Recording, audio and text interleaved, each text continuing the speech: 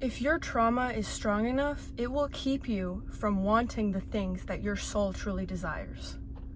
Your trauma is stronger than your soul's true essence. So your ego is created because of trauma, to try and protect you. You have this unhealed trauma.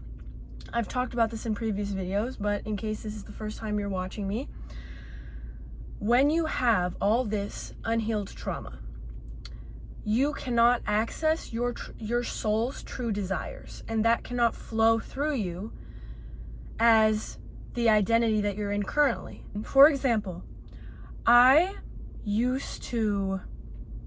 had unhealed trauma that made me believe that being seen meant getting hurt. Being seen meant being vulnerable, and being vulnerable meant getting hurt. And so because of this unhealed trauma, I had this unhealed trauma that instilled these beliefs, limiting beliefs within me. And because of this trauma was stronger than my soul's true desires. So I was not able to access my soul's true desires and become my true highest version of myself. So what happened was I put myself in a position where I was not seen. I hid myself away. I put myself in isolation on purpose. And yes, I understand that for everyone that is trying to reach a certain level in life, there comes a time of isolation when you don't really have friends. You're in that in between, and the universe is building you. God is building you. And so this was more than just the isolation period that the universe was placing upon me. I had extended that isolation period that the universe was placing me in because I was scared to not just to take action, but what it meant to take action. And taking action on my life purpose, taking action on what I knew I desired deep down, even after healing through everything, I still had to heal that fear of being seen. Because taking action on my life purpose meant making YouTube videos. And even when I did make YouTube videos at the very beginning, it was scary. And I think because of my energy, I did not gain the amount of visibility that I could have gained because I was basically sabotaging myself through energy and just through not putting in the best effort because I was scared of what it meant to put in the best effort. Even though I know right now I have a lot to work on and I will be fixing this setup. But I had reached a point when I had healed enough that I knew what my soul's purpose was, and I was connected. I reached that point where I had connected to my soul and shed my ego. But there was still this blockage, and it was that I was scared to be seen. I was scared to put myself out there again. And I wouldn't say it was even because of the unhealed trauma, because I had healed the trauma. It was just my lack of action for so long and lack of visibility for so long had kind of reestablished this mindset of, oh, okay, I'm safe if I'm not seen. I'm safe if I'm hidden away. But what's the point? Am I just going to be hidden away forever? And at a certain point, so for a lot of people, it's because of unhealed trauma. But the example I'm giving right now, for me personally, I have other examples of when it was unhealed trauma, and I'll get into that. But for this specifically, this fear of being seen, it was because I had purposefully kept myself in isolation for too long. And it had conditioned my nervous system, what it means to feel safe. So I had to reteach my nervous system what it means to feel safe. And I'm still continuing to do that because I feel like I could be taking way more action and being way more visible. And I try to make these videos the way that they are now because in the past, I had this mindset of perfectionism. I would think, oh, it has to be perfect. I know what I'm capable of. I know what I can do. I know how these YouTubers do this stuff. I can do it too. It's just gonna take 2 hours a day. reached a point where I was like, no, we're not doing this. We're not doing perfectionism. We're going to just make some videos and then figure it out as we go. We do not need to have everything figured out right now. It's just going to inhibit us from growing. So my example specifically was because I had conditioned, my nervous system was conditioned not to feel safe. And so my soul's desire was not able to flow through. So it can be because of your nervous system conditioning or because of your ego and unhealed trauma. But they're kind of interconnected because your nervous system was conditioned from your trauma and your past.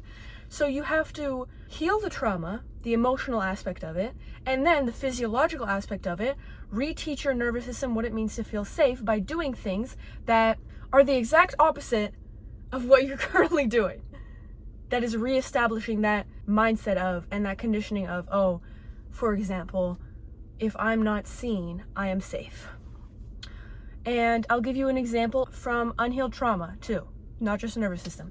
I used to like a certain kind of guys. I had a type in the past. My type was due to unhealed trauma. I was very wounded and I liked guys. I ended up liking guys that were not good for me. Not only were they not good for me, they just weren't a match. They weren't a match to my soul. I wasn't connecting with soul connections. Even though deep down my soul was aching to be accessed and to flow through me and to gain those soul connections, my ego was so strong and those unhealed wounds were so strong that I couldn't even feel what my soul was trying to tell me. I didn't even notice my intuition because I was just so unhealed. I had so much emotional baggage and past baggage that was absolutely draining me. I tried fighting it with the ego, right? The ego tries to push it down, push it down, push it down. Don't let it come up. We're protecting you. We don't want you to feel that pain. But the very thing that will free you is feeling all the pain of the past and healing from it and grieving it and releasing it so that you can shed that ego, because the ego loses power as you heal more, because the ego was shaped by the trauma to protect you from feeling the trauma and going through the trauma again. But ironically, you're gonna go through the trauma again because you keep attracting the same experiences because you're in pain. But as you heal, you're releasing, you're decluttering the junk, the gunk from your soul, and you're unveiling your soul. You're removing the veil. And the ego loses power naturally because it doesn't have a purpose anymore. And so then eventually you reach a point, you have your ego death, you have your spiritual awakening, and then you have your ego death, and then boom, all of a sudden you're like, wait a minute, I'm connected to my soul. And this happens gradually, but you may come to the realization, you just wake up one day and you just notice it. You're fully aware of it. I can feel my soul and God energy flowing through me. This is what God consciousness means. This is what it means to have God energy flowing through me. And now I can tell when something is my intuition. I can tell when it's coming from my soul versus when it's coming from my nervous system. My mind, because there are so many different aspects as to what shapes you and what dictates how you live your daily life. It can be your ego, it can be your soul, it can be your mind. Like when I'm saying mind, I'm talking about literally your brain. Because your brain is wired a certain way, and when you screw it up by doing certain things, you have to fix that on a physical level. You have to take care of your brain, your physical brain, because that dictates how it functions mentally. All these things dictate how you live your life, including physically, your physical body. If you're not taking care of yourself physically, there are so many different aspects. But first, you focus on, well, I'm not telling you what to do, but I focused on, actually, I did a lot. I did it all a lot. It was a big mess, but now I'm here to talk about it in a very clear and organized way. I like organizing things. I'm an organizer, so I'm organized my thoughts. It took a lot of time. It took a lot of inner work. It took a lot of reflecting to come to this point. It's been years since I've been on this journey, and I'm glad I took my time, because this natural wisdom you can't rush it. You can't rush the process. It takes time. when you're doing something external to your own internal wisdom, like let's say you're going to school and you're trying to learn as much as you can about medical stuff, you can just crack the books, read, consume as much information as humanly possible. And the more information you consume, the more you study, the more knowledgeable you are. But that's a difference between knowledge and wisdom, because wisdom comes from experience, and experience takes time and introspection. So anyways, I was liking guys that were not good for me. I'll explain it to you. I liked guys that had short hair, especially buzz cuts. I'm gonna explain the psychology behind this. It's gonna be crazy. I liked buzz cuts, and I'm coming to this realization now. Well, not now, but I have come to this realization in this state, not in the past. I liked guys that looked damaged. I liked gym guys. I still like gym guys, but it's from a different perspective now. I liked really muscular guys. I liked guys that had this energy of looking like they had trauma too. Naturally, when you attract someone out of trauma, what do you think is going to happen to you? You're going to get hurt because this person has trauma, just like you. And I was also, it was because of my daddy issues. We don't have to get into that, but I had a lot of unhealed wounds, and it was causing me to like guys that were too old for me. Not old, but not within the acceptable range from my perspective.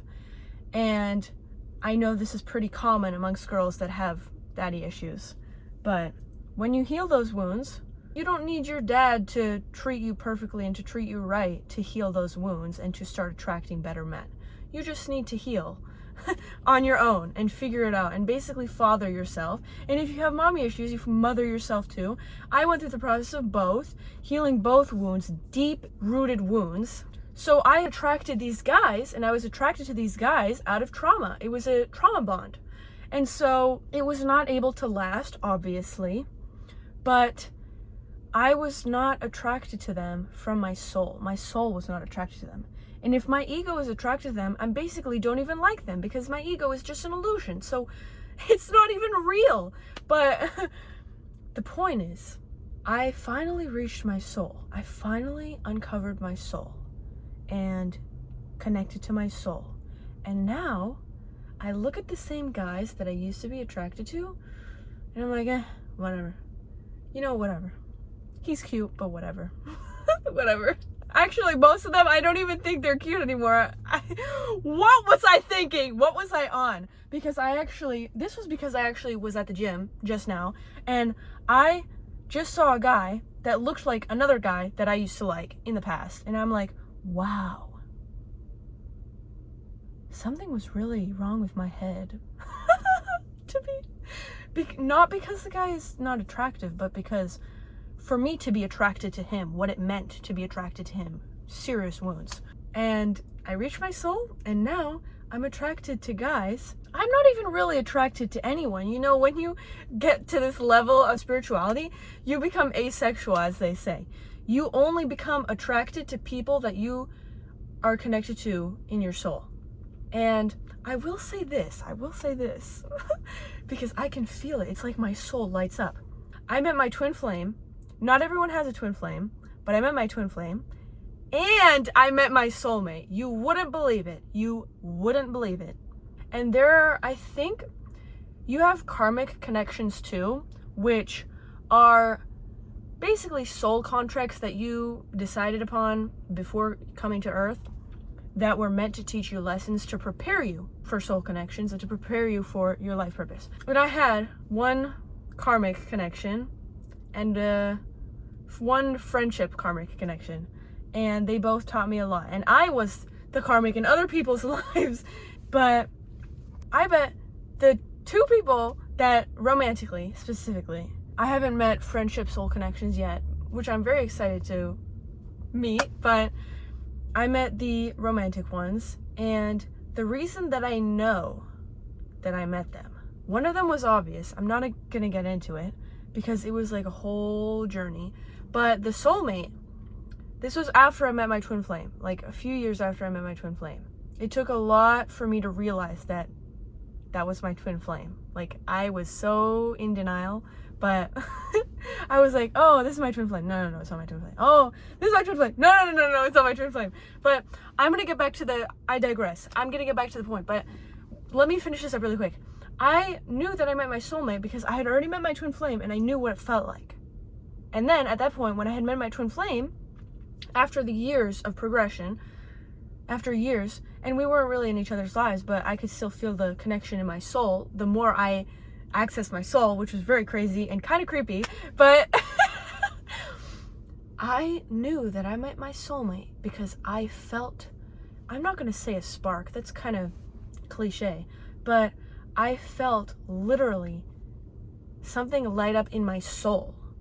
It wasn't in my heart, because your heart can be controlled by your ego. Your mind can lead your heart by illusions, but I could feel it.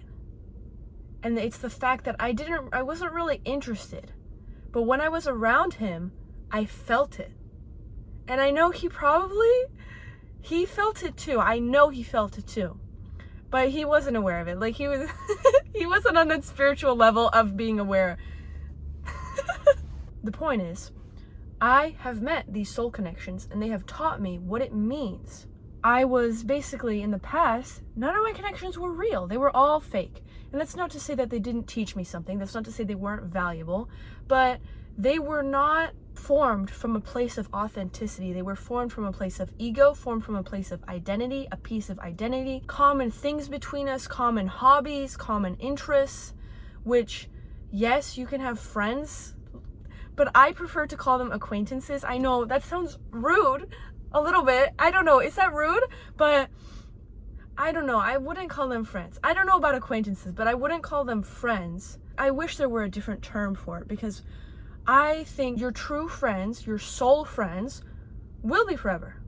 And so I haven't met these soul friends yet, and I'm excited to. I'll speak on that experience when I do, but I look back on the past, having changed so much and having not changed necessarily, but released so much of who I'm not. A lot of the friendships I had were formed by trauma, formed by just doing the same things, the same routine, the same hobbies.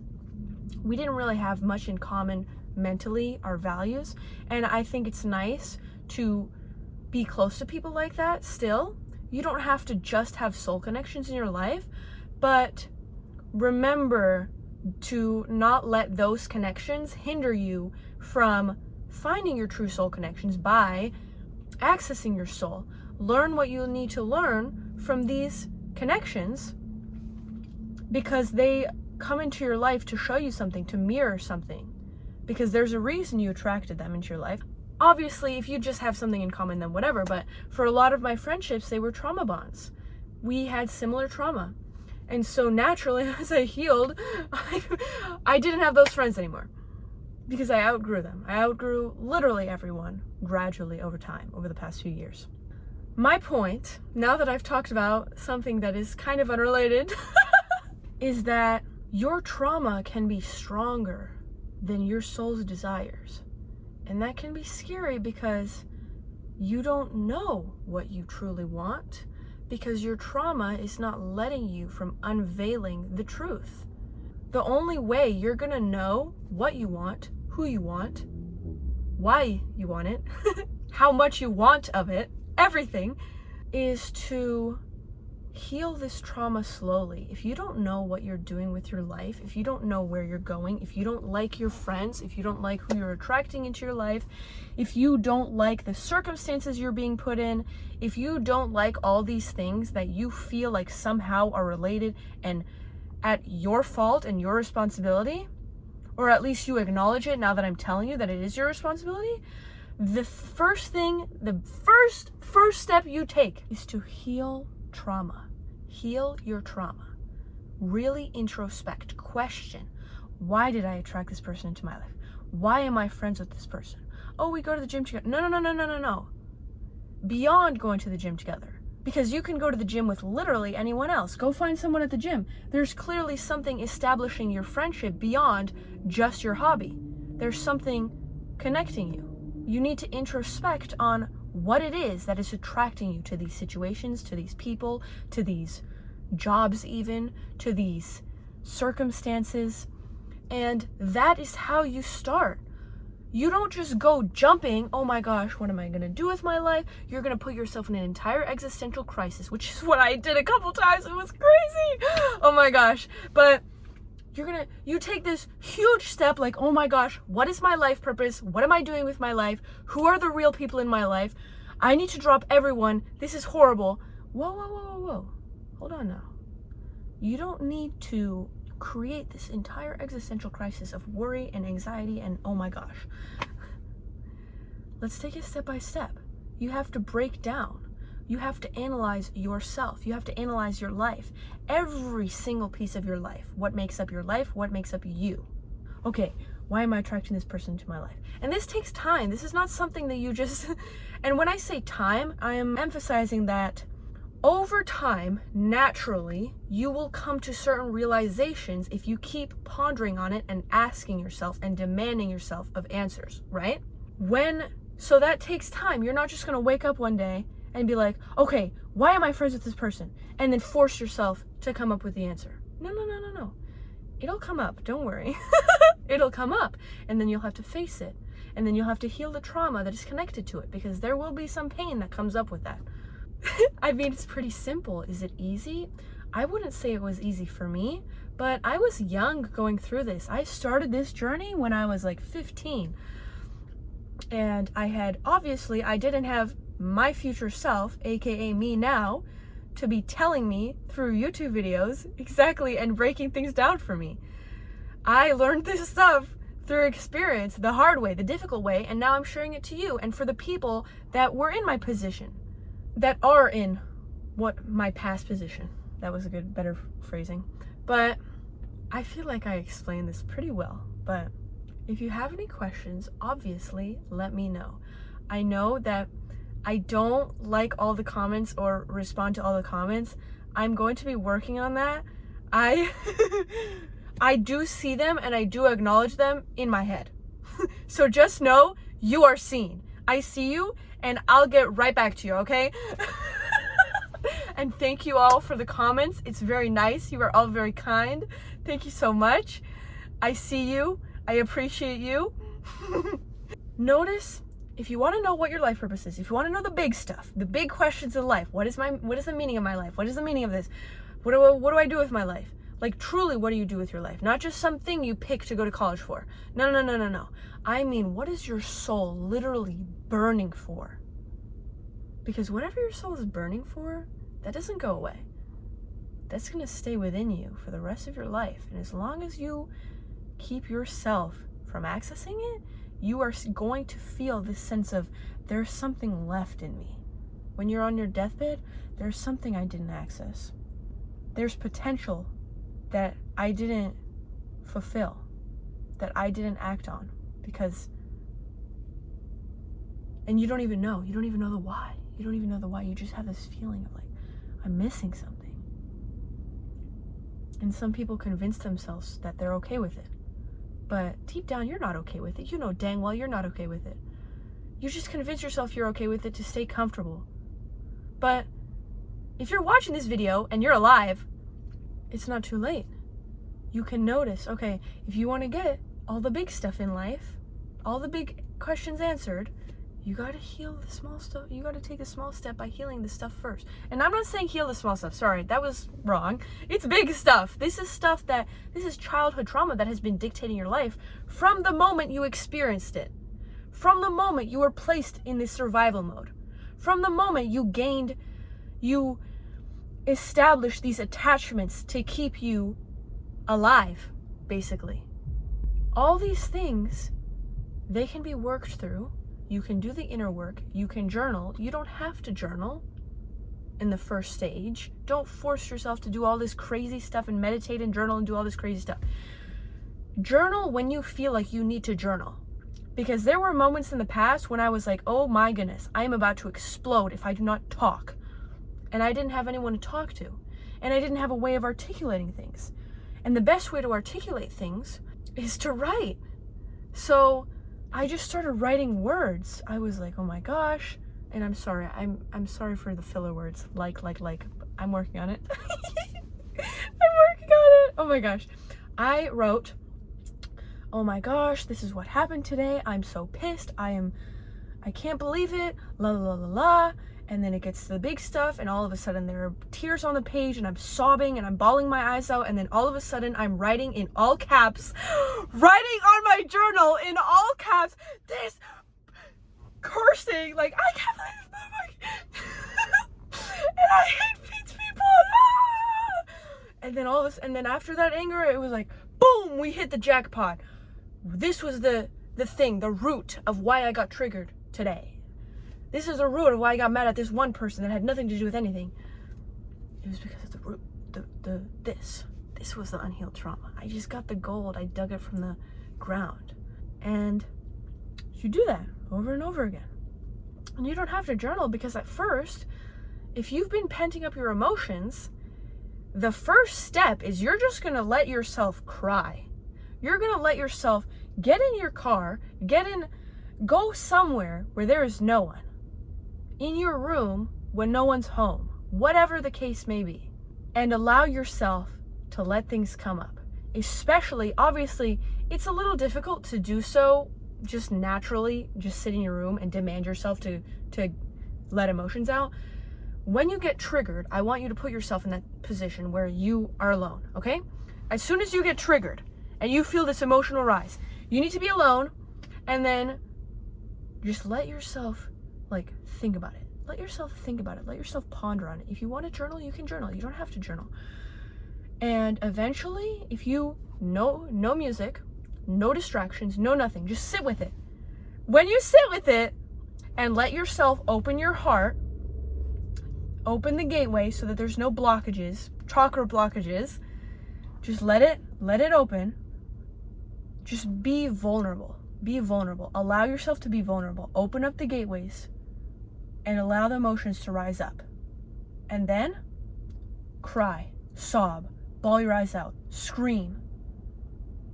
I used to be very angry. So obviously I am not going to hurt myself, but I did.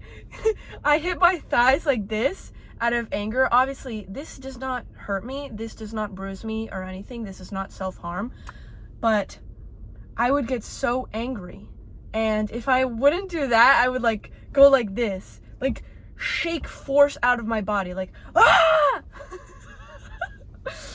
And I have videos of it, actually. Not from the early stages, obviously, but as I was placed more in isolation, I recorded myself because I don't know. I didn't plan on posting it or anything. I just wanted to see.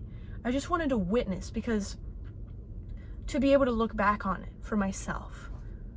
So that I would never, because I was always worried that I would forget what I went through for some reason.